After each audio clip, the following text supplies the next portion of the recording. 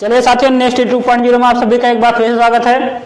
Next 2.0 जानते हैं कि आप लोगों क्या होता है। जब भी नेक्स्ट 2.0 चालू होता है तो एक नए मोटिवेशन के साथ चालू होता है। साथियों, मोटिवेशन आज आपके लिए है,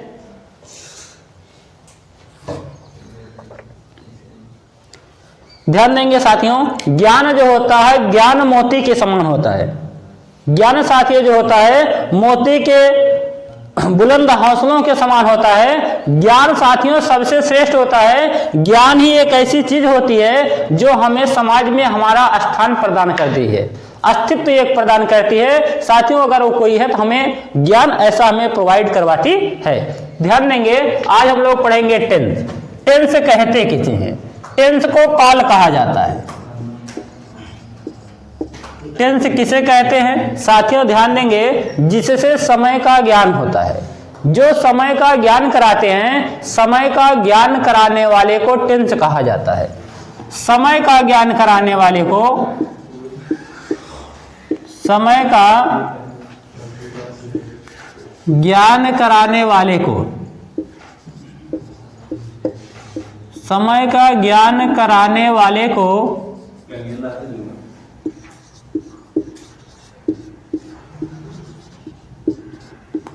टेंस कहते हैं।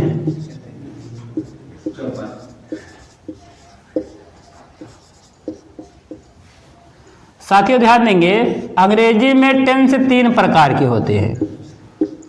अंग्रेजी में टेंस 3 प्रकार के होते हैं।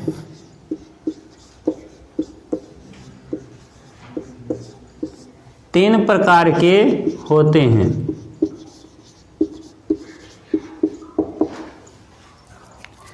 साथियों ध्यान देंगे, कौन कौन से टेंस होते हैं। पहला टेंस आपको होता है प्रेजेंट टेंस।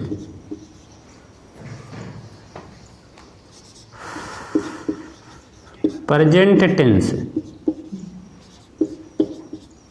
दूसरा टेंस आपको होता है पास्ट टेंस। Past tense. तीसरा टेंस होता है future tense. Future tense. Present tense का तात्पर्य वर्तमान काल। वर्तमान काल। पास्ट टेंस का मतलब होता है भूतकाल। फ्यूचर टेंस का मतलब होता है भविष्यकाल।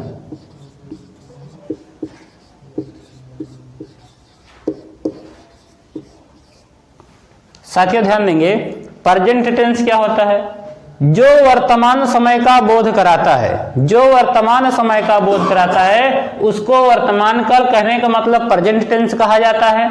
जो बीते हुए समय के बारे में ज्ञान कराता है उसको पास्ट टेंस कहने का मतलब भूतकाल कहा जाता है। जो आने वाले समय के ज्ञान कराता है उसको फ्यूचर टेंस अर्थात भविष्यत काल कहा जाता है।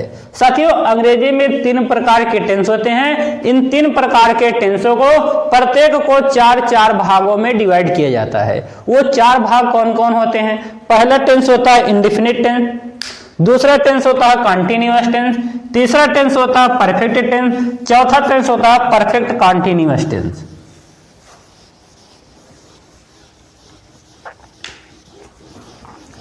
साथियों इसकी आप लोग एक नोट्स बनाते हुए चलेंगे। आपको आज से इंग्लिश ग्रामर का पूरा पोर्शन जो है इस नेक्स्ट 2.0 पर चैनल पर प्रोवाइड करवाया जाएगा। संडे के दिन साथियों संस्था बंद रहती है, इसीलिए संडे को आपको वीडियो अवेलेबल नहीं हो पाएगी। प्रत्येक दिन बाकी दिन आपको वीडियोज मिलती रहेंगी। ध्यान देंगे साथियों, जो प्रत्येक टेंस होता है, प्रत्येक टेंस 4 भागों में बटा होता है। प्रत्येक टेंस 4 भागों में बटा रहता है।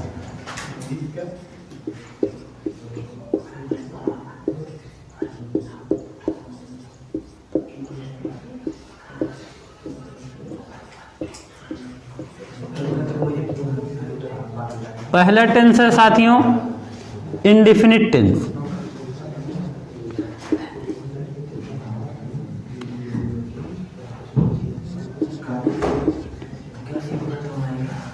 Indefinite tense. दूसरा टेंस होता है कॉन्टिन्यूअस टेंस।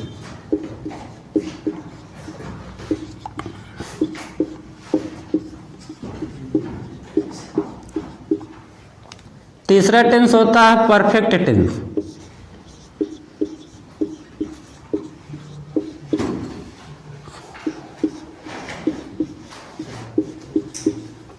चौथा टेंस होता है perfect continuous tense.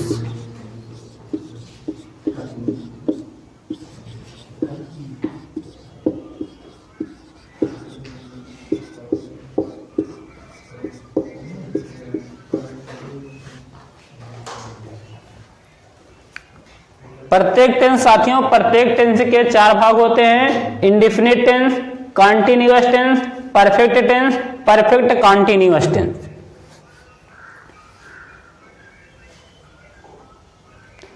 Indefinite tense का मतलब होता है अपूर्ण काल।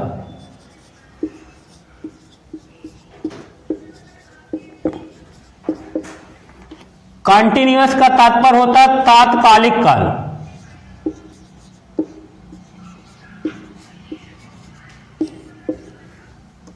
तात्कालिक काल।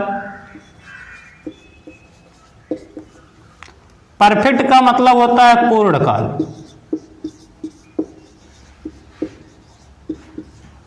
परफेक्ट कॉन्टिन्यूअस टेंस का मतलब होता है पूर्ण तात्कालिक काल।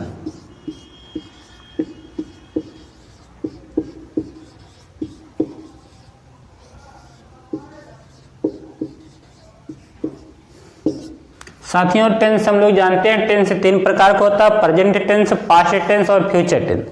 प्रेजेंट टेंस 4 भागों में बटा होता है, present indefinite tense, present continuous tense, present perfect tense, present perfect continuous tense. ठीक इसी प्रकार से पास्ट टेंस 4 भागों में बटा रहता है, past indefinite tense, past continuous tense, past perfect tense, past perfect continuous tense. साथियों ध्यान देंगे इसी प्रकार फ्यूचर टेंस बटा होता है, future indefinite tense, future continuous tense, future perfect tense, future perfect continuous tense. साथियों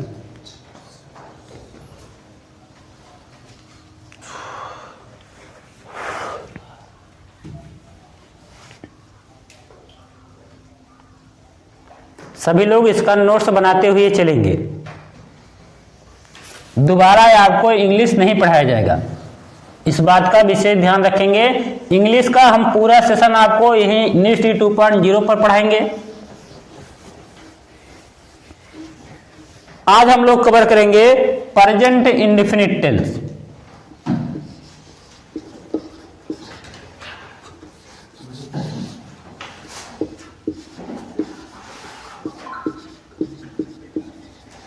प्रेजेंट इंडेफिनिट टेंस।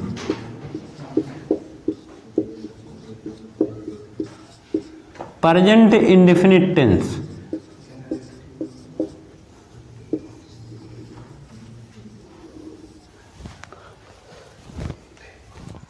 साथियों ध्यान देंगे, अगर प्रेजेंट इंडेफिनिट टेंस है कैसे पहचानेंगे कि यहां पर प्रेजेंट इंडेफिनिट टेंस दिया गया है। चाहे हिंदी में वाक्य दिया जाएगा, चाहे इंग्लिश में दिया जाएगा, कैसे हम लोग पहचानेंगे कि प्रेजेंट इंडेफिनिट टेंस है। साथियों सबसे पहले पहचान लिखेंगे,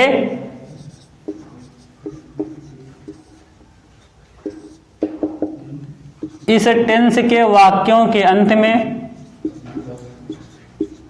इस टेंस के वाक्यों के अंत में, वाक्यों के अंत में ता है, ती है, ते हैं, ता हूं आदि शब्द आते हैं, आदि शब्द आते हैं।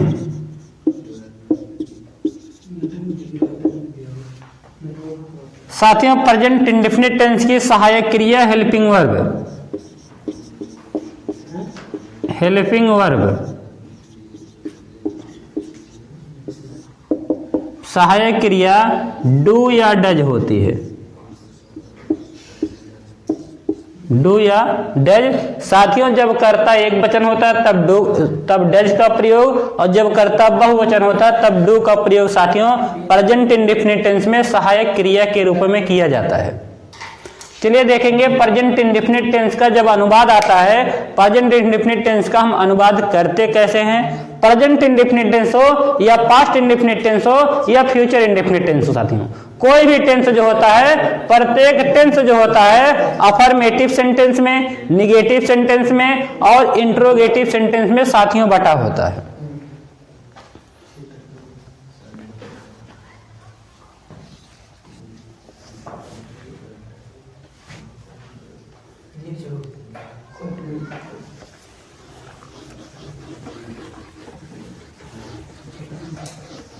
पहला पॉइंट हम लोग कवर करेंगे affirmative sentence. Affirmative sentence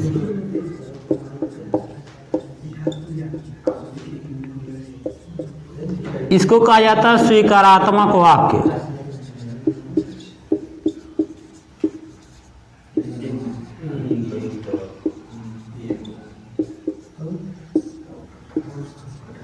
affirmative sentence साथियों ध्यान देंगे, जब अफर्मेटिव सेंटेंस होगा तो उसका अनुवाद कैसे करते हैं। इसका रूल लिखेंगे, रूल नियम। सबसे पहले सब्जेक्ट लिखा जाता है, सब्जेक्ट प्लस फर्स्ट वर्ब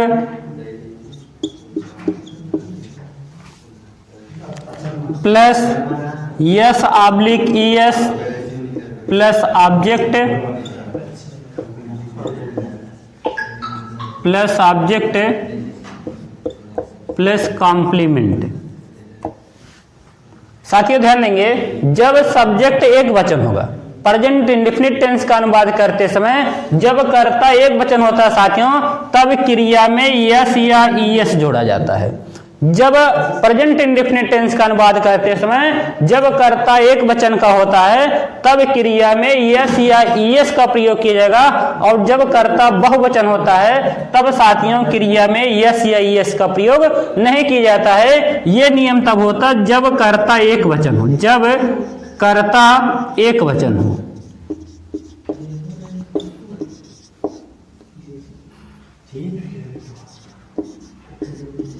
जब कर्ता एक वचन हो तब हम लोग नियम लगाते हैं, सब्जेक्ट कहने का मतलब कर्ता प्लस फर्स्ट वर्ब क्रिया की पहली अवस्था, क्रिया में यस या S plus subject plus complement का प्रयोग साथियों किया जाता है। लेकिन क्या होगा अगर यहीं पे आपका कर्ता बहुवचन दिया गया हो। जब कर्ता बहुवचन दिया जाता है तब अनुवाद करते समय subject plus first verb plus object plus complement. ध्यान देते हैं, जब साथियों कर्ता बहुवचन का होता है तब क्रिया में यस या ईएस का प्रयोग नहीं किया जाता है। ध्यान देंगे, जैसे एग्जाम्पल हम लोग देखेंगे,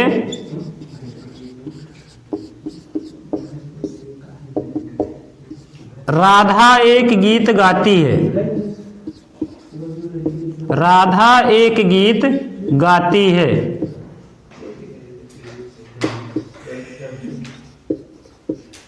राधा एक गीत गाती है। जब राधा एक गीत गाती है, ध्यान देंगे साथियों, अगर किसी का नाम आता है, जब किसी का नाम आता है या ही सी इट का प्रयोग होता है, ही सी इट या किसी का नाम, या किसी का नाम, साथियों जब यहां पे आता है तो ये आपका क्या होता है, एक वचन कर्ता होता है। एक वचन कर्ता, चाहे ही का प्रयोग हो, चाहे सी का प्रयोग हो, चाहे इट का प्रयोग हो, या साथियों किसी के नाम का जब प्रयोग होता है तो इनको एक वचन कर्ता कहा जाता है। साथ ही साथ क्या होगा, बहुवचन कर्ता कौन कौन से होते हैं।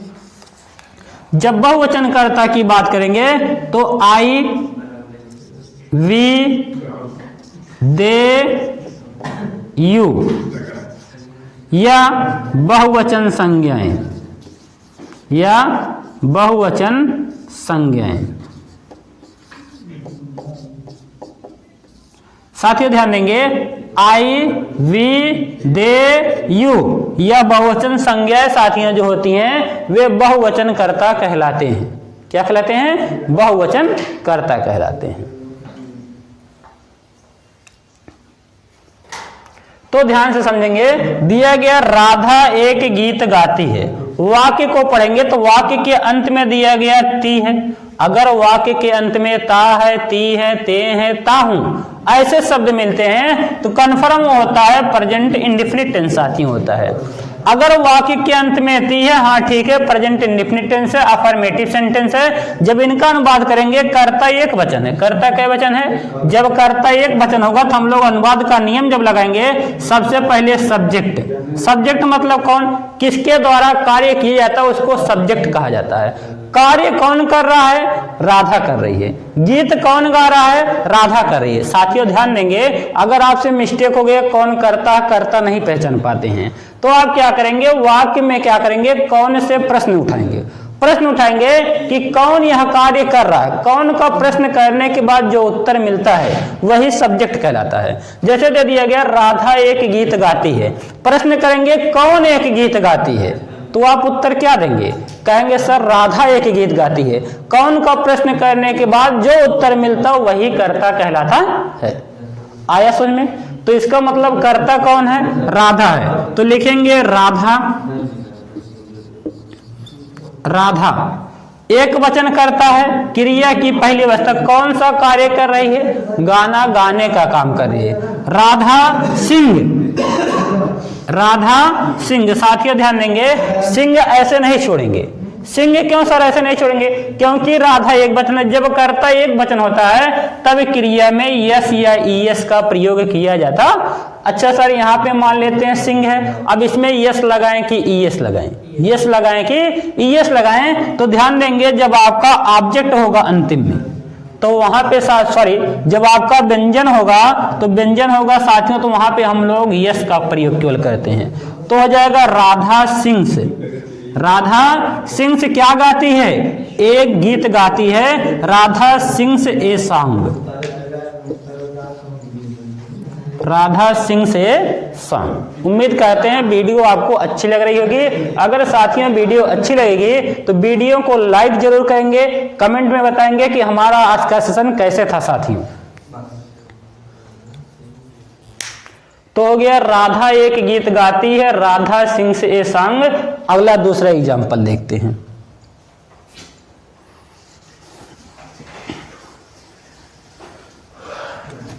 दूसरा एग्जाम्पल दिया गया है, मोहन बाजार जाता है। मोहन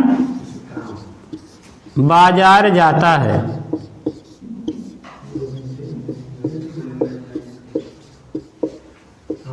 तो ध्यान देंगे साथियों, मोहन बाजार जाता है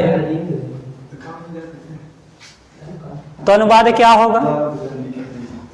कै वचन करता है? सर एक वचन करता है। जब करता एक वचन होता सब्जेक्ट लिखते हैं, फर्स्ट वर्ब लिखते हैं, फर्स्ट वर्ब में यस या यस लगाते हैं, ऑब्जेक्ट लिखते हैं, कॉम्प्लीमेंट लिखते हैं। तो मोहन बाजार जाता है। कौन बाजार जाता है? मोहन। इसका मतलब मोहन करता है। मोहन एक वचन है कि बहुवचन? किसी का नाम होगा तो साथियों एक वचन होगा, तो हो जाएगा मोहन, मोहन। ठीक है, मोहन हो गया। इसके बाद सब्जेक्ट हो गया, सब्जेक्ट के बाद क्रिया। कौन सी क्रिया कर रहा है? जाने की क्रिया कर रहा है। किसके माने जाना? गो माने क्रिया। तो हो जाएगा मोहन गो।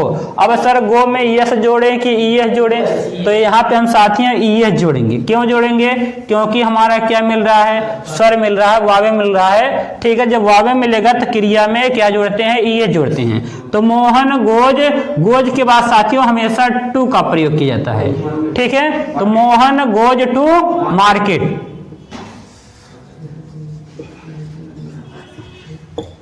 इस प्रकार से साथियों आपका क्या हो जाएगा? अफर्मेटिव सेंटेंस में अनुवाद हो जाएगा।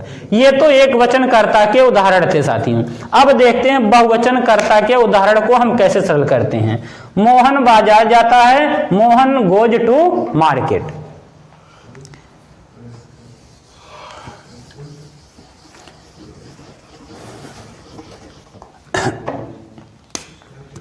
आगे ध्यान देंगे, मैं मंदिर में पूजा करता हूँ।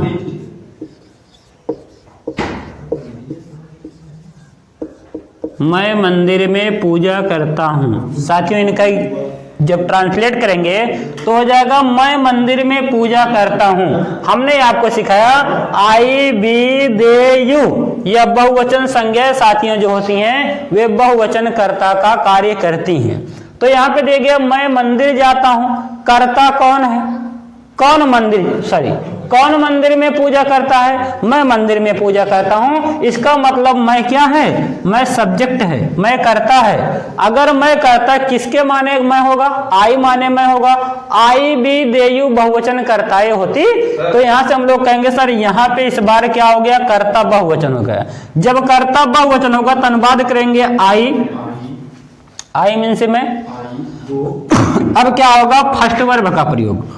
आई मैं मंदिर में पूजा करता हूं, मैं कौन सा काम करता हूं, पूजा करने का काम करता हूं। तो साथियों वर्शिप माने होता पूजा करना। आई वर्शिप माने होता पूजा करना। क्या सर वर्शिप में यस या ईएस जोड़ा जाएगा, साथियों बिल्कुल नहीं जोड़ा जाएगा, क्योंकि आपका कर्ता बहुवचन है। जब कर्ता बहुवचन होता है तब क्रिया को वैसे ही लिखते हैं, क्रिया में यस या ईएस का प्रयोग तब नहीं किया जाता। तो हो जाएगा आई वर्शिप इन द टेम्पल।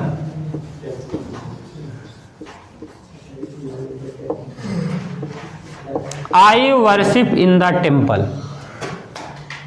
उम्मीद करते हैं आपको समझ में आ रहा होगा।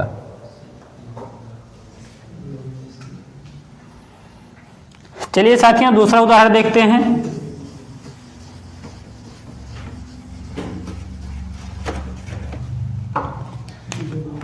वे मैदान में खेल खेलते हैं। वे मैदान में खेल खेलते हैं। साथियों इनका ट्रांसलेट आप लोग करेंगे, वे मैदान में खेल खेलते हैं। ट्रांसलेट कीजिए, वे मैदान में खेल खेलते हैं।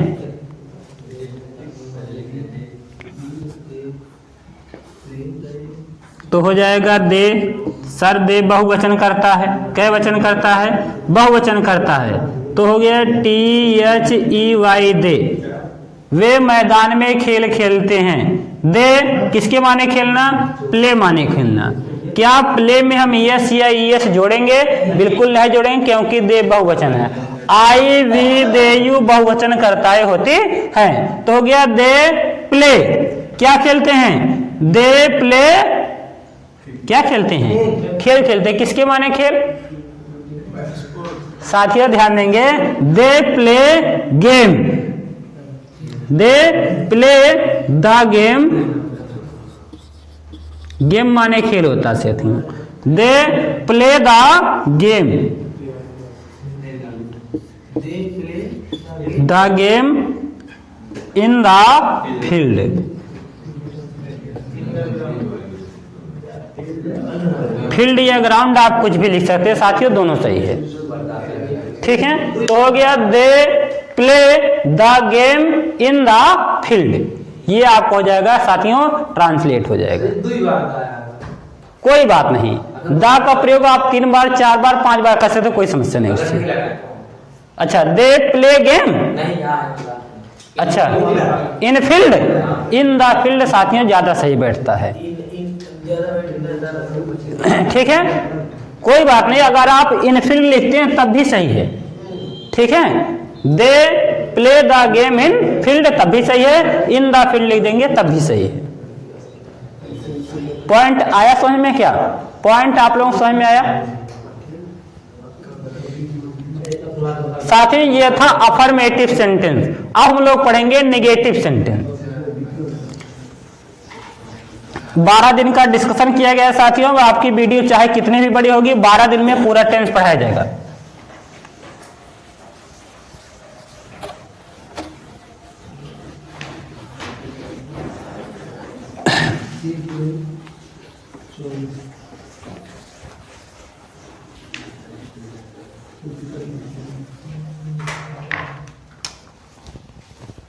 नेगेटिव सेंटेंस,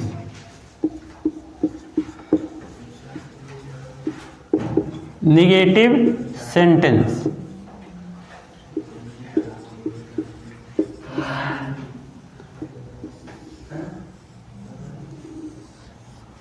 इसको कहा जाता है नकारात्मक वाक्य, नकारात्मक वाक्य। रूल लिखेंगे इसका, रूल किस प्रकार से अनुवाद करते हैं, अनुवाद करने का नियम क्या है। Subject plus do oblique does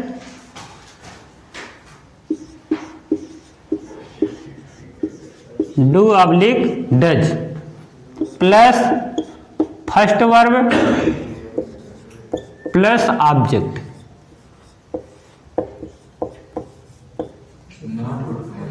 अच्छा ठीक है, do oblique does plus not plus first verb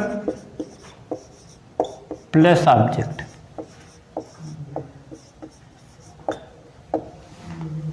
साथियों ध्यान देंगे, नेगेटिव सेंटेंस जब अनुवाद करते तो यहां पे क्या होता है, subject plus do does plus not plus first verb plus object का प्रयोग किया जाता है। तो इनको जब हम लोग एग्जाम्पल देखेंगे,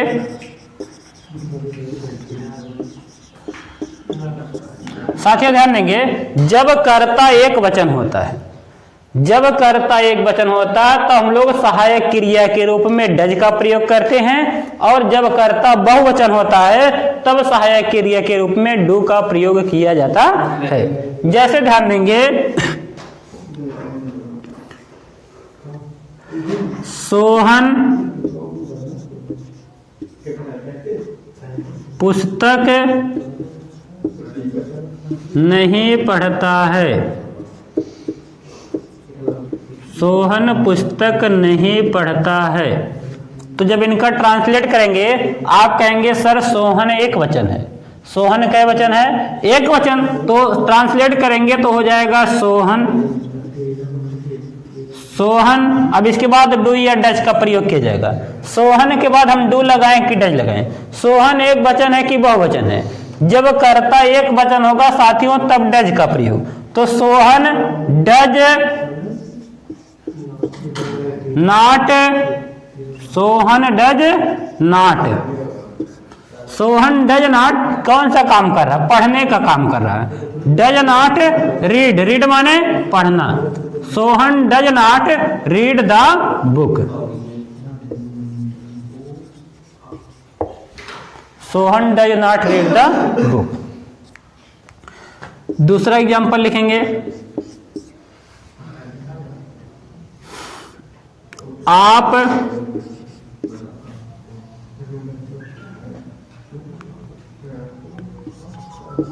उपन्यास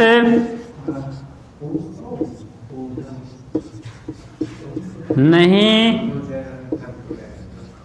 लिखते हैं, आप उपन्यास नहीं लिखते हैं। ध्यान देंगे साथियों, यहां हो गया आप उपन्यास नहीं लिखते हैं। इनका जब ट्रांसलेट करेंगे तो हो जाएगा यू, यू माने आप होता है, यू माने आप, तो हो जाएगा आई वी दे यू बहुवचन करता है, आई वी दे यू। साथियों ये सभी बहुवचन करताएं हैं, तो अगर यू बहुवचन करता है तो हम लोग अब क्या करेंगे, सहायक क्रिया के रूप में डू का प्रयोग, तो हो जाएगा you do not, you do not right the novel, novel माने साथियों उपन्यास होता है, तो हो जाएगा you do not right the novel. ये था साथियों नेगेटिव सेंटेंस, ये नेगेटिव सेंटेंस था। आगे हम लोग पढ़ेंगे interrogative sentence. Interrogative sentence, negative sentence लिख लिए।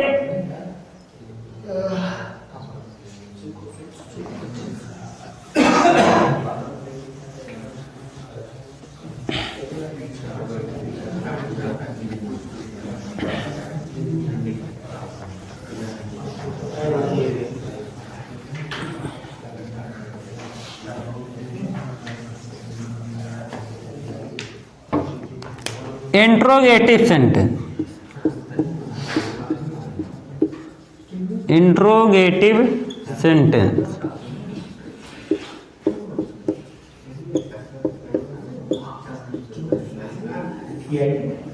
इंट्रोगेटिव सेंटेंस जब लिखेंगे साथियों क्या होगा, यहां से इंट्रोगेटिव सेंटेंस दो तरीके के प्रश्न आते हैं।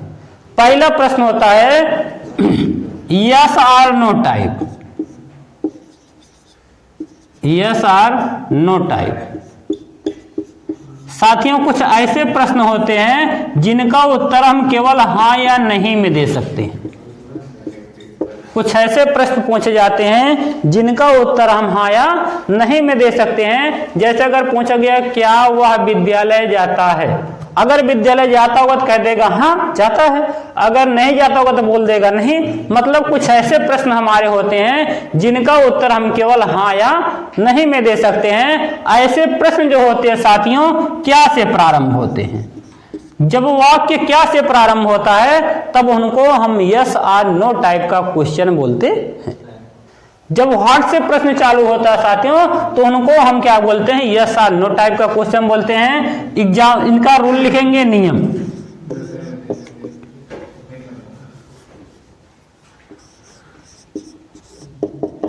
सबसे पहले लिखा जाता है सब्जेक्ट, सॉरी साथियों, सबसे पहले क्या लिखेंगे, जब आपका प्रश्नवाचक वाक्य होता है सबसे पहले यहां पे सहायक क्रिया का प्रयोग किया जाता है। सहायक क्रिया आप लिखेंगे डू या डज,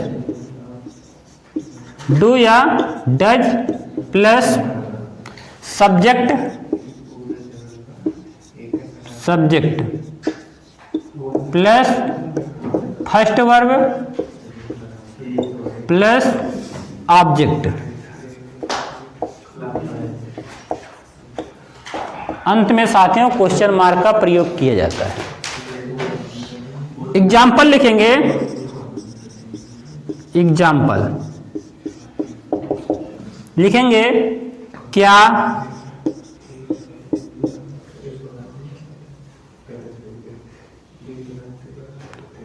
क्या आप नदी में, क्या आप नदी में तैरते हैं, क्या आप नदी में तैरते हैं। साथियों ध्यान देंगे वाक्य क्या से प्रारंभ हुआ है। जब वाक्य क्या से प्रारंभ होता है तब उसको यस और नो टाइप का क्वेश्चन कहा जाता है। जैसे ये क्या आप नदी में तैरते हैं तो क्या हो जाएगा, अब यहाँ पे हम क्या की अंग्रेजी नहीं लिखेंगे। व्हाट माने क्या होता है वैसे ना, तो यहाँ हम व्हाट नहीं लिखेंगे। व्हाट के स्थान पे सहायक क्रिया डू या डज का प्रयोग करेंगे। आप सहायक क्रिया का प्रयोग अपनी जरूरतों के अनुसार करेंगे। तो कर्ता कै वचन है, एक वचन है कि बहुवचन है। आप किसके माने, आप यू माने। आप आई वी दे यू बहुवचन कर्ता होती है, इसीलिए क्या की अंग्रेजी ना लिख करके इसके स्थान पे साथियों डू का प्रयोग किया जाएगा। क्यों, क्योंकि डू वचन का प्रयोग, डू का जो प्रयोग होता है साथियों बहुवचन कर्ता के लिए किया जाता। तो हो जाएगा डू यू, डू यू क्या होता है, तैरते हैं। किसके माने तैरना, स्विम माने तैरना। Do you swim, swim in the river.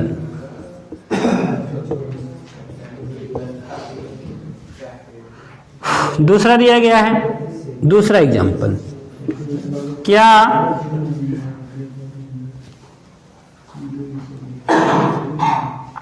Sohit, क्या सोहित संगीत सुनता है, क्या सोहित संगीत सुनता है। ट्रांसलेट करेंगे साथियों, क्या सोहित संगीत सुनता है। तो यहाँ पे आप जब इनका ट्रांसलेट करेंगे तो क्या की अंग्रेजी नहीं लिखेंगे, क्या के स्थान पे सहायक क्रिया डू या डज का प्रयोग किया जाता, तो हम सहायक क्रिया के रूप में किसका प्रयोग लिखेंगे, डज का प्रयोग, डज। अच्छा, डज द सोहित नहीं लिखेंगे साथियों, क्योंकि क्या होता है, कभी भी सॉरी संज्ञा के पहले कभी भी द का प्रयोग नहीं किया जाता है। तो आप लिखेंगे does Sohit, does Sohit, does Sohit क्या करता है, संगीत सुनता है। किसके माने सुनना, लिसन माने सुनना, LISEN, लिसन द म्यूजिक।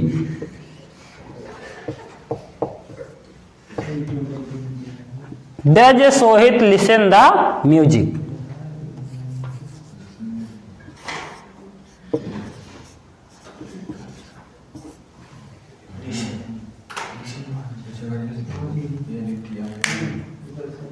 ठीक है, ये आप ध्यान देंगे। इसके बाद हम लोग सीखेंगे साथियों इंट्रोगेटिव का दूसरा type.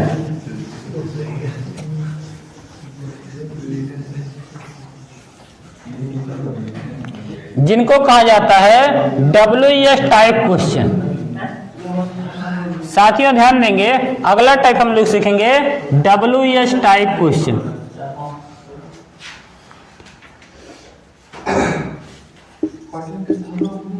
WES type question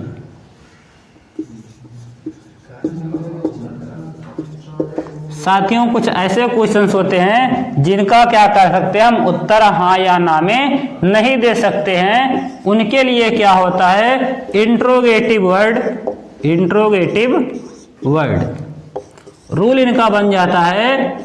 interrogative word, सबसे पहले प्रश्नवाचक शब्द, इसके बाद सहायक क्रिया डू या डज का प्रयोग, इसके बाद साथियों सब्जेक्ट का प्रयोग किया जाता है, सब्जेक्ट के बाद साथियों फर्स्ट वर्ब का प्रयोग किया जाता है।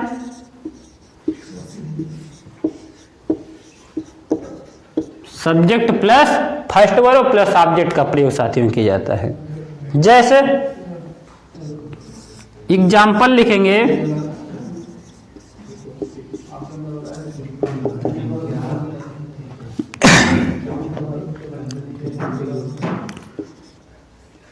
बच्चे कक्षा में शोर क्यों करते हैं।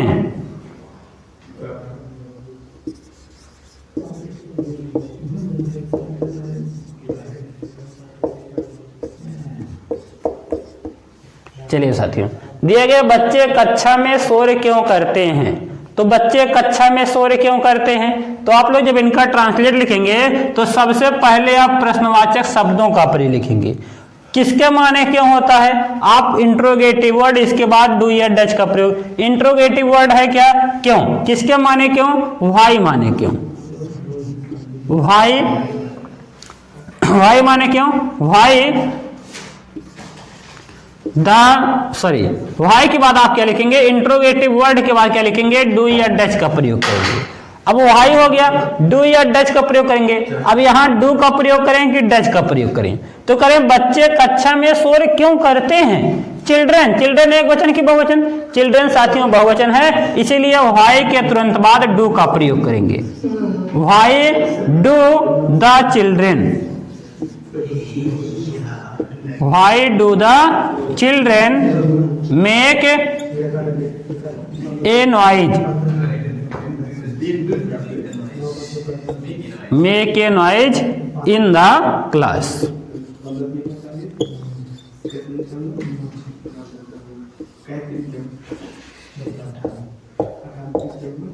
Make a noise in the class. उम्मीद करते हैं साथियों वीडियो आपको बहुत अच्छे तरीके से समझ में आ रही होगी।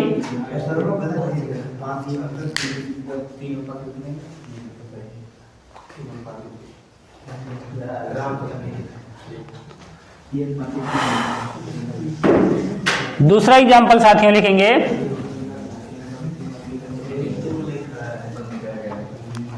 आप ऐसा क्यों करते हैं? आप ऐसा क्यों करते हैं?